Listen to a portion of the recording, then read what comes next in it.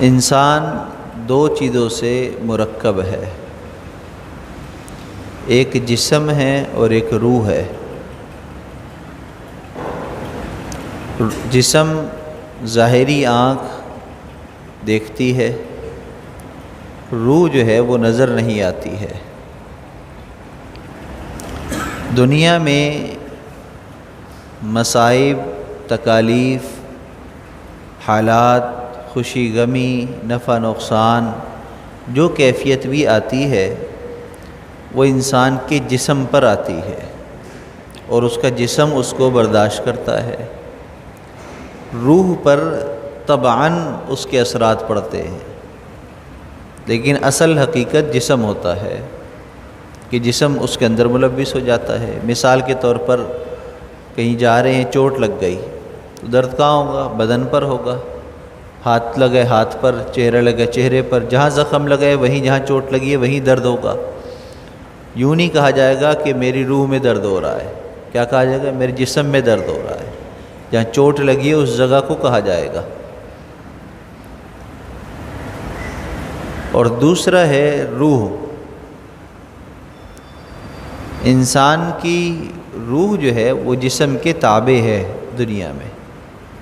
احکامات روح پر نہیں جسم پر لاگو ہوتے ہیں۔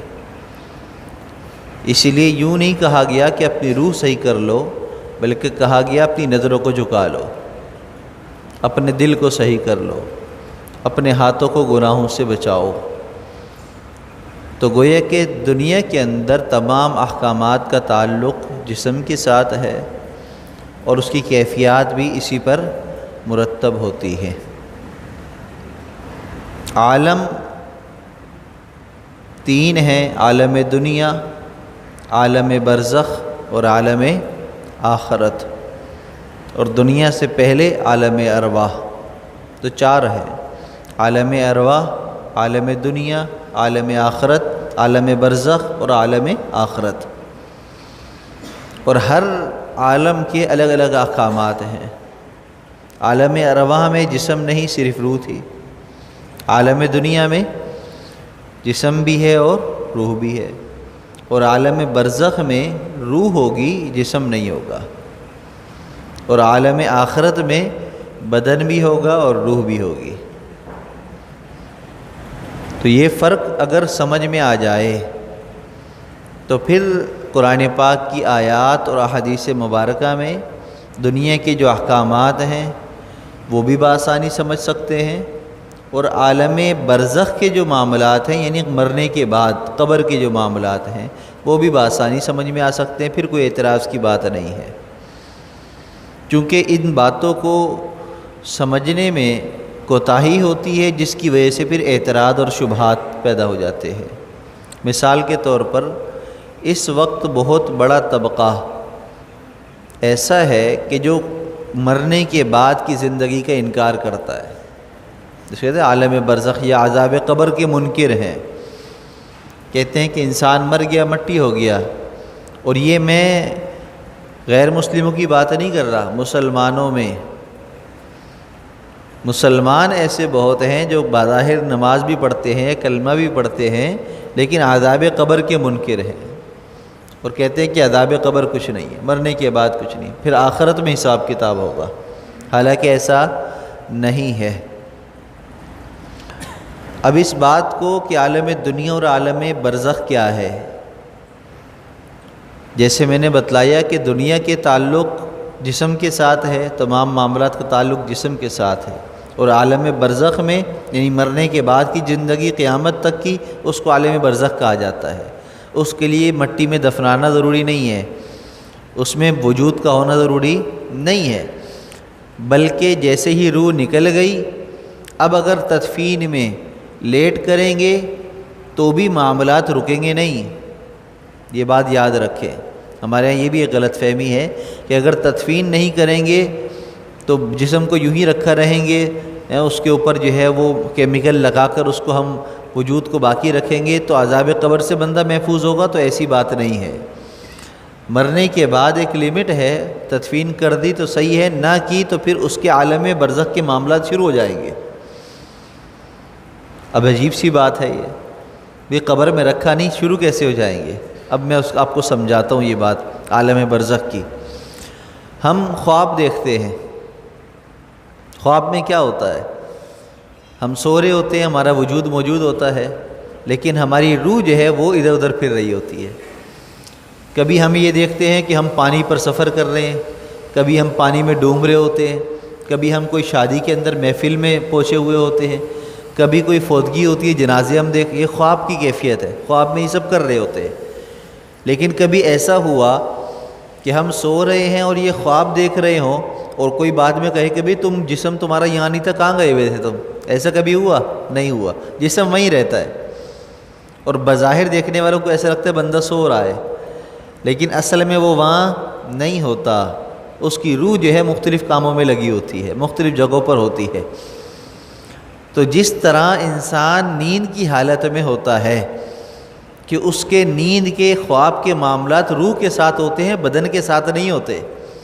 یہی وجہ ہے کہ وہ اٹھتا ہے تو ایک پوری کہانی سناتا ہے، میں وہاں گیا، میں نے یہ کیا، میں نے وہ کیا، یعنی کہ وہ باتیں بتلاتا ہے جو بعض دفعہ کئی ہفتوں اور مسالوں پر محیط ہوتی ہیں، لیکن اس نے چند گھنٹے چند منٹ کی نیند کے اندر وہ سارا منظر دیکھ لیا ہوتا ہے۔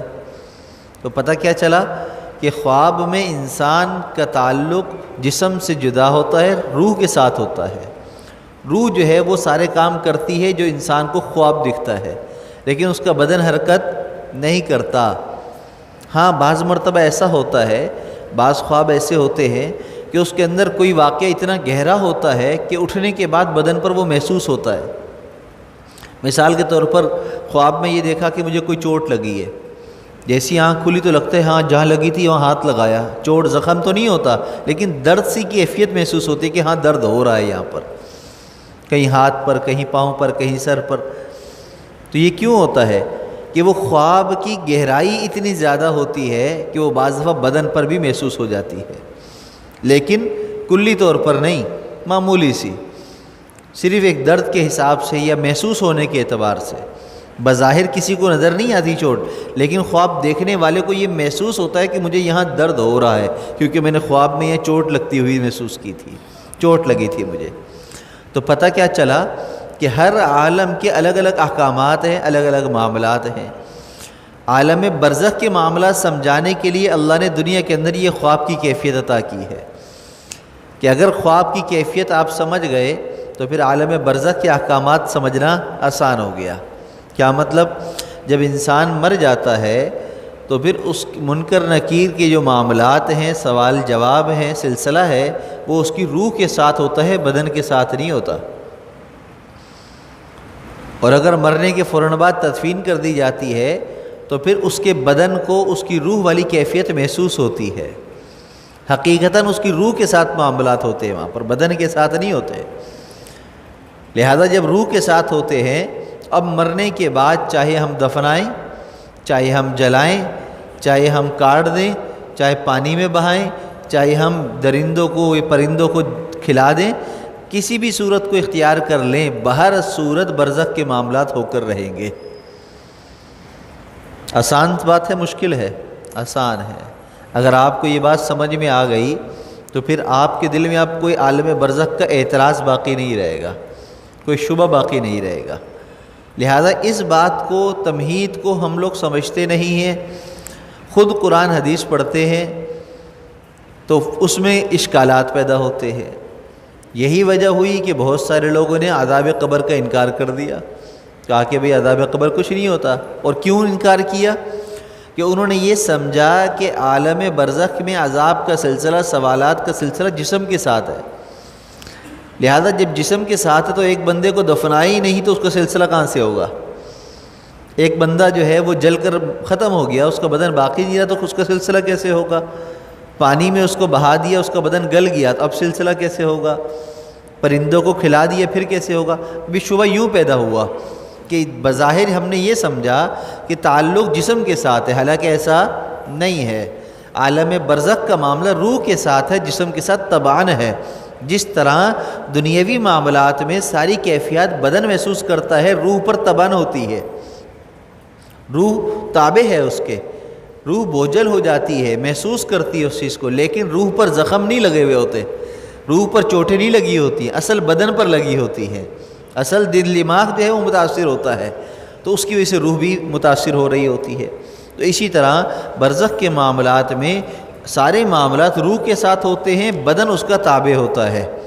اگر بدن موجود ہے تو اس کو بھی محسوس ہوں گی وہ چیزیں طبعاً، لیکن حقیقتاً روح کو محسوس ہوں گی، اور یہ قیامت تک کا سلسلہ چلتا رہے گا۔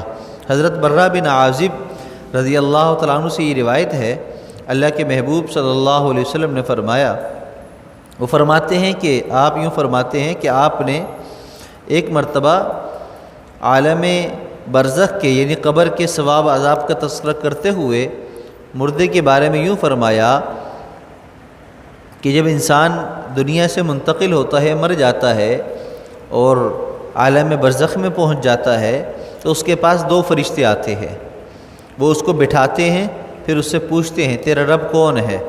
وہ کہتا ہے میرا رب اللہ ہے۔ پھر پوچھتے ہیں تیرا دین کیا ہے؟ وہ کہتا ہے میرا دین اسلام ہے۔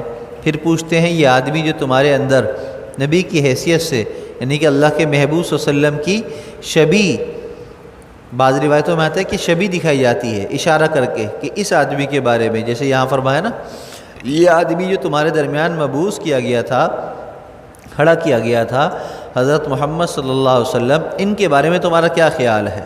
یعنی جس کو ہم آسان الفاظ میں کہتے ہیں من نبیوں کا، تمہارا نبی کون ہے؟ تو یہ سوال ہے، تو یہ اس طرح کیا جائے گا سوال۔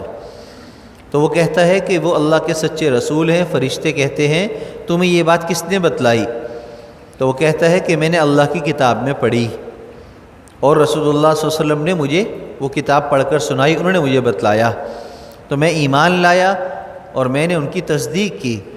مومن بندے کا یہی جواب ہے جس کے متعلق قرآن پاک کی آیت یوں فرمایا یثبت اللہ الذین آمنوا بالقول الثابت فی الحیات الدنیا وفی الآخرہ۔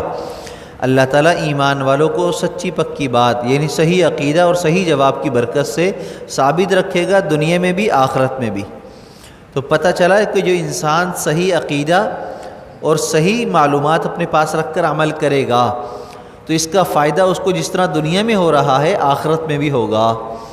جس طرح اس کو فائدہ دنیا کے اندر ہو رہا ہے اسی طرح قبر عالم برزخ میں بھی اس کو اس کا فائدہ ہوگا۔ اگر اس کا عقیدہ عمل درست ہوگا تو اس کے سارے سوالوں کے جواب آسان ہو جائیں گے اور وہ دے لے گا، اور جس کا عقیدہ درست نہیں ہوگا، عمل درست نہیں ہوگا، سنت کے خلاف ہوگا، تو وہ دنیا میں بھی رسوا ہوگا اور آخرت میں بھی برزخ میں بھی سوالوں کے جواب نہیں دے سکے گا۔ اس کے بعد اللہ کے محبوب صلی اللہ علیہ وسلم نے فرمایا مومن بندہ فرشتوں کے ان مذکورہ بالا سوالوں کے جواب جب ٹھیک دے دے گا تو ایک ندا دینے والا، آواز دینے والا فرشتہ آسمان سے یوں ندا دیتا ہے کہ میرے بندے نے ٹھیک بات کہی، صحیح جواب دیے، لہذا اس کے لیے جنت کا فرش کرو، یعنی کہ جنت اس کے لیے کھول دو۔ اور پھر کیا ہوگا؟ فرمایا کہ جنت کا اس کو لباس پہناؤ اور جنت کی طرف سے اس کے لیے ایک دروازہ کھول دو۔ دروازہ کھول دیا جائے گا، جنت کی خوشگوار ہوائیں اور خوشبوئیں وہاں سے آئیں گی، اور جنت میں انتہائی نظر تک اس کے لیے جنت کو کشادہ کر دیا جائے گا، قبر میں ہو کر جنت کے نظارے کر رہا ہوگا۔ اس کا یہ مطلب نہیں ہے کہ وہ جنت اس کو مل گئی، بلکہ بالکل اس کی مثال یوں ہے جیسے کسی کو دور سے کوئی منظر دکھایا جائے اور کہا کہ تم نے یہ جو کام کیا ہے نا اس کے بدلے تمہیں انعام میں وہ چیز ملے گی۔ اب وہ چیز ملی تو نہیں ہے لیکن وہ دکھا دی گئی۔ دکھانے سے فائدہ کیا ہوگا کہ انسان کو یقین ہوگا جس کی وجہ سے اس کا دل خوش ہوتا رہے گا مجھے وہ ملنا ہے، مجھے وہ ملنا ہے۔ اور جب انسان کو خوشی ملتی ہے تو اس کی پریشانیاں ختم ہو جاتی ہیں، اس کی ٹینشنیں دور ہو جاتی ہے۔ تو یہ معاملہ اس کے ساتھ ہوگا، جنتی کے ساتھ۔ اسی حدیث مبارکہ میں آگے کافر کا بھی ذکر ہے کہ جب انسان کفر پر مر جائے گا، منافقت پر مر جائے گا، ایمان نہیں لائے گا، تو پھر اس کی روح اس کے جسم میں لوٹائی جائے گی، اس کے پاس بھی دو فرشتے آئیں گے، اسی طرح بٹھائیں گے، اسے سوال کریں گے۔ اب کہیں گے من ربک، کہے گا لا ادری، میں تو نہیں جانتا، کیونکہ کفر پر مرا، منافقت پر مرا، تو اب وہ جواب نہیں دے سکے گا، لا ادری۔ پھر دین کے بارے میں پوچھا جائے گا، کہے گا ہائے ہائے میں کچھ نہیں جانتا۔ لا ادری کا مطلب ہے میں کچھ نہیں جانتا۔ پھر اس سے جو ہے اللہ کے محبوب صلی اللہ علیہ وسلم کے بارے میں سوال کیا جائے گا، پھر کہے گا ہائے ہائے میں کچھ نہیں جانتا، لا ادری۔ جب وہ یہ سوالوں کے جواب نہیں دے سکے گا تو اس کا مجرم ہونا ثابت ہو جائے گا، مجرم ہونا ثابت ہو جائے گا۔ پھر اس کے لیے جہنم کا جو ہے وہ دروازہ کھولا جائے گا، اور جہنم کا لباس اس کو آگ کا لباس پہنایا جائے گا، اور جہنم کی طرف سے گرم ہوائیں اس کی طرف آنا شروع ہو جائیں گی، جس کو ہم یوں کہتے ہیں کہ عذاب قبر ہو جائے گا۔ یہ ہے عذاب قبر، کہ ایک انسان کو بھی سزا دی نہیں ہے، لیکن اس کو یہ اطلاع دے دی گئی ہے کہ تمہیں فلاں تاریخ کو پھانسی دینی ہے، فلاں تاریخ کو پھانسی دیں گے، تخت دار پر چڑھائیں گے، یا اس کو وہ جگہ دکھائی جائے وہاں پر تمہیں تخت دار پر وہاں تمہیں پھانسی دینی ہے۔ مجھے بتلائیے کہ جس کو یہ خبر مل گئی، جس نے وہ منظر دیکھ لیا، اب اس کو نہ نیند آئے گی نہ سکون ملے گا، وہ بے چینی میں رہے گا، اور ہر وقت یوں محسوس کرے گا جیسے میرے گلے میں پھندا ہے اور میرا گلا دب رہا ہے۔ بعض دفعہ آپ نے دیکھا ہوگا کہ بہت سارے لوگ بیمار ہو جاتے ہیں، پریشان ہوتے ہیں، تو کیا کہتے ہیں بھی ایسا لگ رہا ہے کوئی گلا دبا رہا ہے، ایسا لگ رہا ہے کوئی میرے پر بوجھ ہے، حالانکہ ہے نہیں بظاہر، لیکن ذہن پر وہ ٹینشنیں اتنی سوار ہو جاتی ہیں کہ اس کو اس ٹینشن کی وجہ سے وہ کیفیت محسوس ہونے لگ جاتی ہے۔ تو یہ کیفیت جو محسوس ہو رہی ہے، یہی تو عذاب قبر ہے، یہی تو جنت کے نظارے ہیں جو انسان کو برزخ کے اندر سب اس کے ساتھ ہوگا۔ اور جو ایک حدیث مبارکہ ہے کہ جو یوں کہا جاتا ہے کہ جب مردے کو قبر میں رکھا جاتا ہے تو پھر وہ قبر کو دفنانے والوں کے قدموں کی آہٹ کو بھی سنتا ہے۔ وہ کیا روایت ہے؟ حضرت انس رضی اللہ تعالیٰ عنہ سے روایت ہے، فرمایا کہ رسول اللہ صلی اللہ علیہ وسلم نے کہ جب بندہ اپنی قبر میں رکھ دیا جاتا ہے تو اس کے ساتھ جنازے کے ساتھ جو آنے والے ہیں واپس چلتے ہیں، واپس چلتے ہیں۔ وہ ابھی اتنے قریب ہوتے ہیں کہ ان کی جوتیوں کی چاپ وہ مردہ سن رہا ہوتا ہے، یہاں تک کہ اسی وقت اس کے پاس دو فرشتے آتے ہیں، اس کو بٹھاتے ہیں، اس سے پوچھتے ہیں تم اس شخص کے بارے میں کیا کہتے ہو، یعنی رسول اللہ صلی اللہ علیہ وسلم کے بارے میں سوال کرتے ہیں، اور اس سے قبر کے سوال جواب شروع ہو جاتے ہیں۔ جو منافق کافر ہوتا ہے وہ اس کے جواب نہیں دے سکتا۔ اب یہاں پر کیا اضافہ ہوا کہ جب مردے کو قبر میں رکھا جاتا ہے تو وہ چپلوں کی آہٹ کو بھی سن رہا ہوتا ہے، لیکن اس کا یہ مطلب ہرگز نہیں ہے کہ وہ ان کو دیکھ بھی رہا ہے اور وہ جس طرح زندہ لوگ ہیں وہ اس کی کیفیات ہیں، ایسا نہیں ہے، بلکہ کیا ہے، اس کے ساتھ روح کا معاملہ ہے، اس کے ساتھ روح کا معاملہ ہے۔ بدن جس کا وجود میں ہوتا ہے اس کے بدن کو اٹھا دیا جاتا ہے۔ اب سوال یہ ہوتا ہے کہ اگر بدن کے ساتھ معاملہ ہوتا تو پھر وہ قبریں کہ جن کو بالکل برابر کر دی جاتی ہیں، بیٹھنے کی جگہ ہی نہیں ہوتی، وہ کیسے بیٹھتے ہیں؟ قبریں دو طرح کی ہیں، ایک قبر وہ ہے جو آج کل ہمارے ہاں بنتی ہے، لحد سیدھی بنتی ہے، اور ایک ہے بغلی قبر۔ اور اللہ کے محبوب صلی اللہ علیہ وسلم کے زمانے میں بغلی قبر ہی بنتی تھی، اور اب بھی وہاں پر بغلی قبر بنتی ہے۔ وجہ اس کی کیا ہے کہ جو زمین سخت ہوتی ہے تو وہاں پر بغلی قبر بنانا سنت ہے، اور جہاں زمین مٹی نرم ہوتی ہے تو وہاں پر بغلی قبر نہیں بن سکتی، چونکہ اس کے اندر یوں خانہ بنایا جاتا ہے، تو اس خانے کے اندر چونکہ مٹی رکے گی نہیں، پھر نیچے گر جائے گی، اس لیے بغلی قبر نہیں بنتی، ہمارے یہاں سیدھی قبر بنتی ہے۔ لیکن اصل طریقہ قبر کا یہ ہے کہ یوں سیدھی قبر ہو اور پھر قبلے کی جانب اس کی یوں اندر خانہ ہو، اور مردے کو جب اس قبر میں رکھا جائے تو اس خانے کے اندر ڈال دیا جائے، اس کو اس سیدھے حصے میں نہیں رکھا جاتا، ہمارے یہاں تو اس میں رکھ دیا جاتا ہے۔ اب جب بغلی قبر کے اندر اس کو رکھا جاتا ہے تو وہاں تو بیٹھنے کی جگہ ہی نہیں ہے، تو اس سے کیا پتہ چلا کہ قبر کے معاملات روح پر ہوتے ہیں، بدن پر نہیں ہوتے، اس لیے کہ یہاں پر کیا کہا جائے، اس کو بٹھایا جائے گا۔ اب جو بغلی قبر کے اندر رکھا ہوا ہے اس کو کیسے بٹھائیں گے؟ تو اس کا مفہوم صحیح یہی ہے کہ اصل روح کے ساتھ معاملات ہے کہ اس کی روح کو بٹھایا جائے گا اور پھر اس سے سوال جواب ہوں گے۔ لہٰذا بدن ہو یا نہ ہو، بدن گل سڑ گیا ہو، ختم ہو گیا ہو، روح کے ساتھ معاملات قبر میں قیامت تک چلتے رہیں گے، قیامت تک چلتے رہیں گے۔ لہذا ہمیں اس قبر کی تیاری کرنی ہے۔ اللہ تعالیٰ اگر چاہیں تو یہ سارا سلسلہ نہ ہو، سارا سلسلہ نہ ہو۔ انسان کو اللہ نے زندگی دی ہے، نعمتیں دی ہیں، یہی دنیا کے اندر ہی سزا عذاب ہو جائے، آگے معاملہ ختم ہو جائے، یا لمبی زندگیاں ہوں سب کی، قیامت تک چلتا رہے سلسلہ، مرنے کا سلسلہ ہی نہ ہو، بس قیامت واقع ہو، پھر حساب کتاب ہو جائے، بیچ میں مرنا ہے پھر بعد میں اٹھایا جانا ہے، یہ سلسلہ کیوں ہے؟ ایک حدیث مبارکہ کا مفہوم ہے، حضرت موسیٰ علیہ السلام نے اللہ تعالیٰ سے سوال کیا کہ یا اللہ آپ لوگوں کو مارتے کیوں ہیں، اس میں کیا حکمت ہے، کیا وجہ ہے؟ تو اللہ تعالیٰ نے موسیٰ علیہ السلام کو حکم دیا کہ تم زمین میں کھیتی بناؤ، فصل لگاؤ، کوئی بیج ڈالو۔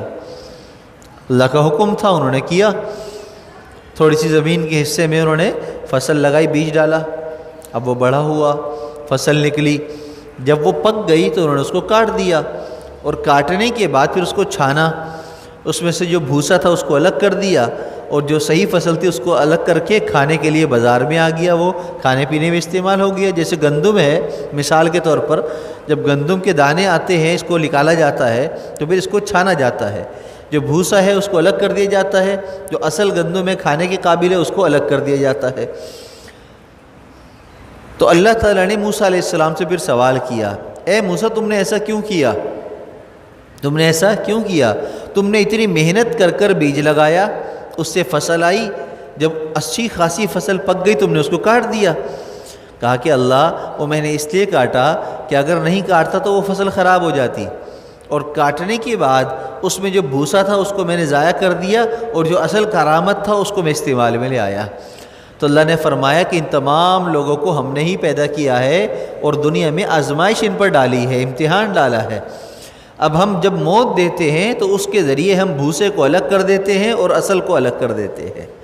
جو بھوسا ہوتا ہے، منافق مشرک ہوتا ہے، کفر پر جس کی موت آتی ہے، وہ بھوسے کی طرح جہنم میں ڈال دیے جائے گا، اور جو اصل کارآمد ہوں گے ان کو ہم جنت عطا کر دیں گے۔ تو ہر جگہ ہر کام میں اللہ کی بڑی حکمتیں ہیں، لیکن ان حکمتوں کے پیچھے پڑنے کے بجائے ہم شریعت کے احکامات پر عمل کرنے پر اپنا زور لگائیں۔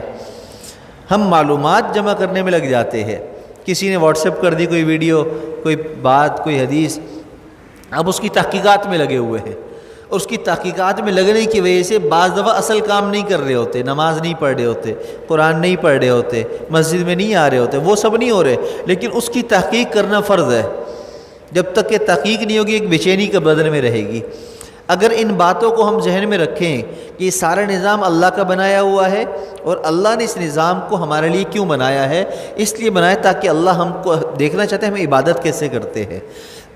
لہذا جب ہم اپنے مقصد کو سمجھ جائیں گے تو پھر ان باتوں کے اندر لگنے کے بجائے اصل کام میں ہم توجہ دیں گے، اور جو انسان اصل کام میں توجہ دیتا ہے وہ ہمیشہ کامیاب ہوتا ہے، ناکام نہیں ہوتا۔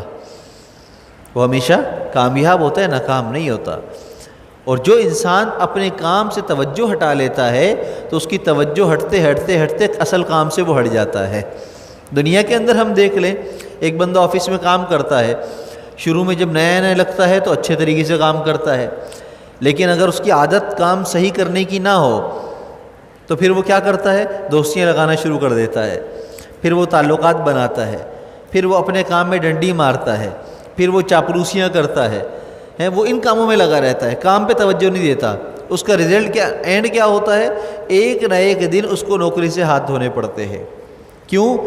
فالتو کاموں میں لگنے کی وجہ سے اصل کام میں کوتاہی ہوتی ہے، جس کی وجہ سے اس کو سرزنش ہوتی ہے، اس کو ڈانٹ پڑتی ہے، اس کو تنبیہ ملتی ہے، وارننگ لیٹر ملتے ہیں، پھر آہستہ آہستہ اس کو نوکری سے ہی ہٹا دیا جاتا ہے، کیونکہ تم اصل کام ہی نہیں کر رہے ہو، فالتو کاموں میں لگے رہتے ہو۔ کہے گا سر میں تو آپ کو پانی پلاتا ہوں، میں تو آپ کے گھر پہ راشن لے کر آتا ہوں، میں آپ کے سارے کام کرتا ہوں۔ کہا کہ بھئی اس کے لیے تو میں نے اپنے گھر میں نوکر رکھا ہوا ہے، تم یہ سارے کام اپنی مرضی سے کرتے ہو، تمہیں جس کام کے لیے رکھا ہے تم وہ تو کرتے نہیں ہو۔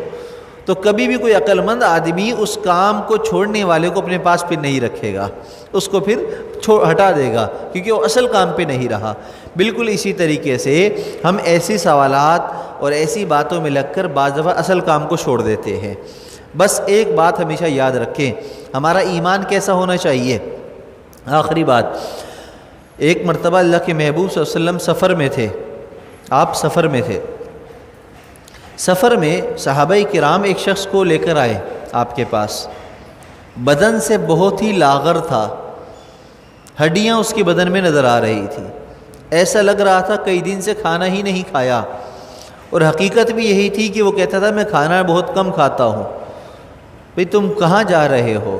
میں یثرب کی طرف جا رہا ہوں، مدینہ منورہ کی طرف۔ کیوں؟ وہاں پر اللہ کے نبی محمد صلی اللہ علیہ وسلم کے بارے میں مجھے پتہ چلا ہے کہ وہ اللہ کے نبی ہیں، تو میں ان پر ایمان لانے کے لیے، ان سے ملاقات کے لیے وہاں جا رہا ہوں۔ صحابہ کرام کو پتہ چلا تو انہوں نے فرمایا کہ اچھا آؤ ہمارے ساتھ چلو، اللہ کے محبوب صلی اللہ علیہ وسلم کے پاس لے۔ اب سفر کی واقعہ ہے یہ۔ تو اللہ کے محبوب صلی اللہ علیہ وسلم نے جو اس کی باتوں کو سنا تو اس سے کہا کہ بھئی وہ شخص میں ہی ہوں جس سے تم ملاقات کے لیے جا رہے ہو۔ کہا کہ آپ کی دعوت کیا ہے؟ کہا کہ اللہ جو ہے وہ ایک ہے اور اللہ کے علاوہ کوئی اور معبود نہیں ہے، اور میں اللہ کا رسول ہوں، کیا تم اس بات کی گواہی دیتے ہو؟ اس نے کہا اشہدو ان لا الہ الا اللہ، ہاں میں اس بات کی گواہی دیتا ہوں کہ اللہ کے علاوہ کوئی معبود نہیں اور آپ اللہ کے رسول ہیں۔ آپ نے فرمایا کہ نماز پڑھو گے؟ کہا کہ ہاں نماز پڑھوں گا۔ زکوٰۃ دو گے؟ ہاں زکوٰۃ دوں گا۔ روزہ رکھو گے؟ ہاں روزہ رکھوں گا۔ حج ادا کرو گے؟ ہاں حج کروں گا۔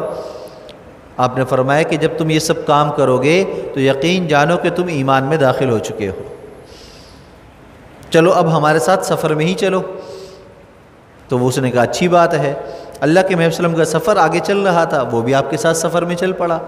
اللہ کی شان کہ ابھی کچھ مسافت ہی گزری ہوگی، کچھ دن ہی گزرے ہوں گے کہ ایک دن سفر میں اس کی اونٹنی ایک گڈھے میں گری، گڑھے میں، جس کی وجہ سے وہ اونٹنی سے گرا، اس کی گردن کی ہڈی ٹوٹی اور وہیں وہ مر گیا، انتقال ہو گیا اس کا۔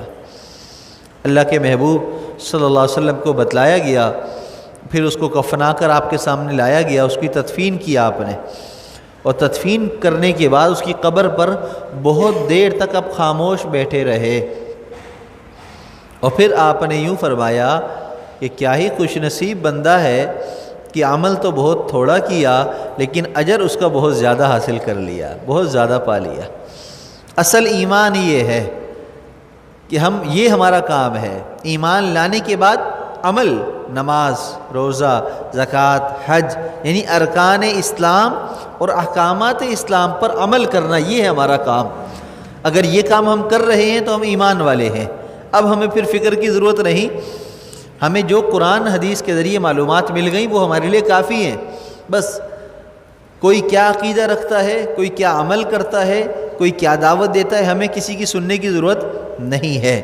اگر اپنا عقیدہ، اپنا عمل صحیح ہوگا تو انشاءاللہ کم عمل میں پوری نجات مل جائے گی، تھوڑے سے عمل کے بدلے بہت زیادہ اجر ہم حاصل کر لیں گے۔ بہت ہی آسان معاملہ ہے، لیکن اگر ایسا نہ ہوا، اگر عمل میں کوتاہی رہ گئی تو یقین جانیے کہ پھر عذاب قبر سے بھی محفوظ نہیں رہ سکیں گے۔ عجیب بات، موت کی سختی ہر ایک پر آتی ہے، جس کو سکرات موت کہا جاتا ہے، اور قبر کی سختی بھی ہر ایک پر آتی ہے، اس سے بھی کوئی محفوظ نہیں ہے۔